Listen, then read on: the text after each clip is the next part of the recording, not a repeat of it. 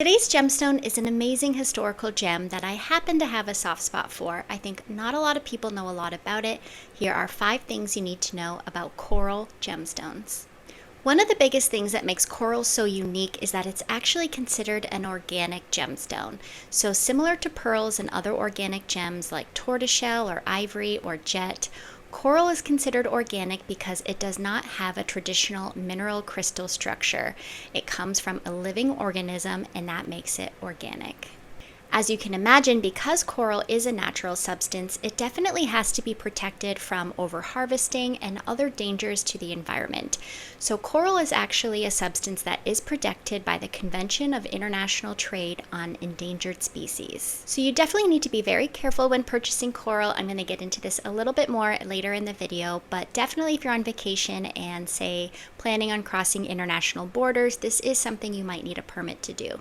The other really cool thing about coral is that it's one of the oldest known jewelry materials. So it's been found in jewelry items as old as 30,000 years. When we think about it, this makes a lot of sense because coral is actually very soft, so it can be manipulated very easily, and they did not need complex tools in this period in order to carve the coral or turn it into different sculptures and decorative objects.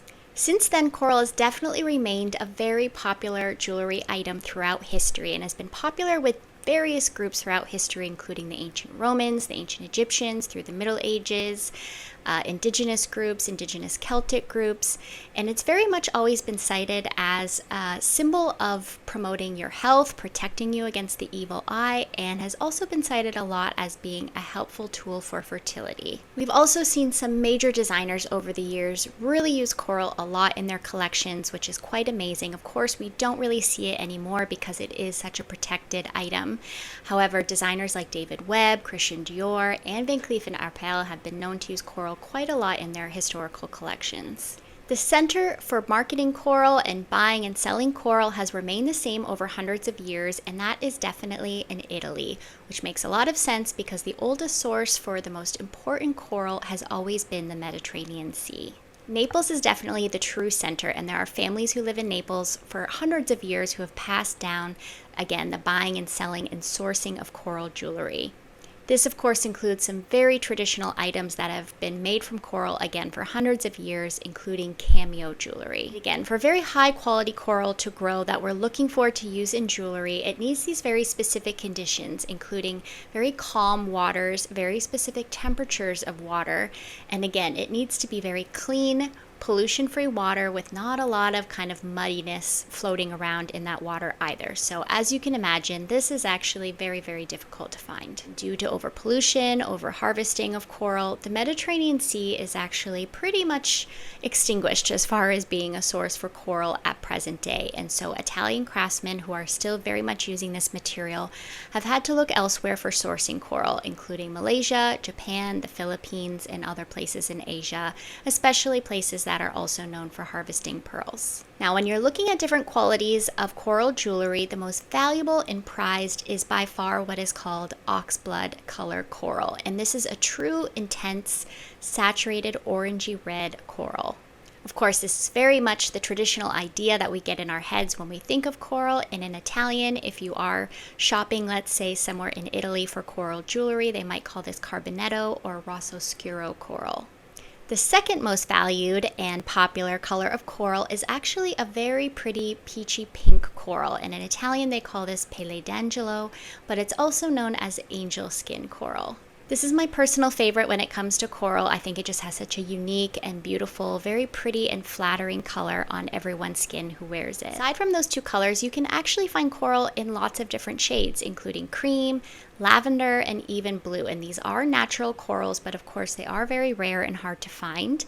And you can also find things like black and golden coral, which is actually a different species of coral, and it's often found in Hawaii and Australia. Especially when it comes to the oxblood color, the most valuable valuable and popular color of coral, it is very possible that the coral can be dyed. And of course, when you're buying coral jewelry, this is definitely something that should be listed and or told to you by the jeweler that's selling it to you. You will also sometimes see some of those other colors that have dye, such as the blue or the lavender color. And for any color that's been dyed, it will come off with a little bit of nail polish remover or acetone. So if that's a little test that you want to do to double check, that's definitely possible. Another treatment that you might find with coral is very similar to turquoise. It is sometimes impregnated with wax, and that's kind of just to protect the surface of the coral. Again, it's very soft, so it can help it from getting kind of scratched or damaged, and it can also help improve just the surface, the texture, and the overall luster of the coral. If you watched our How to Spot a Fake Gemstone video, you'll know that likely glass or plastic is the #1 item that they're going to use to do coral imitations, and I do see this a lot in costume jewelry, especially in the summertime.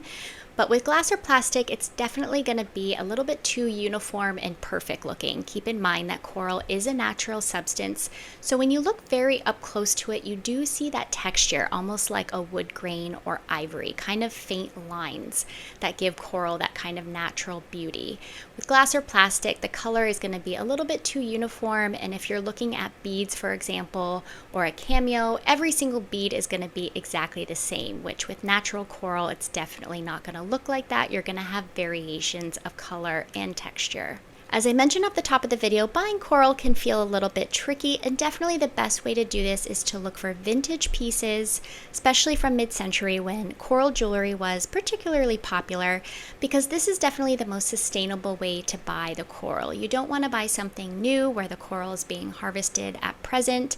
The most environmentally friendly way to buy it, again, is to buy an antique or a vintage piece, and that way you are reusing it. And when you go to store your coral items, you definitely want to store them in my favorite item for the jewelry box, which is a natural silk pouch, because this will keep it from, again, being scratched by other pieces. It'll keep it from collecting dust, and again, most dust is actually made of quartz, so if your item collects dust and then you kind of try to rub it away, it can even scratch the coral itself. So keep your coral wrapped up when you're not wearing it, keep it from being scratched by other pieces, and yes, when you go to clean it, use a very soft cloth, very suede-like jewelry cloth, just to buff it a little bit and keep it high luster and free of dust. Coral beads are something that have become particularly popular, and if you're lucky enough to have a piece like this, you just want to be very careful how you're layering it. Even though this is something that has become very popular and trendy, I think especially in the warmer months, or again when you're on vacation, you want to be careful with how you layer those coral pieces with other gemstones, because as I mentioned, most of them can scratch each other,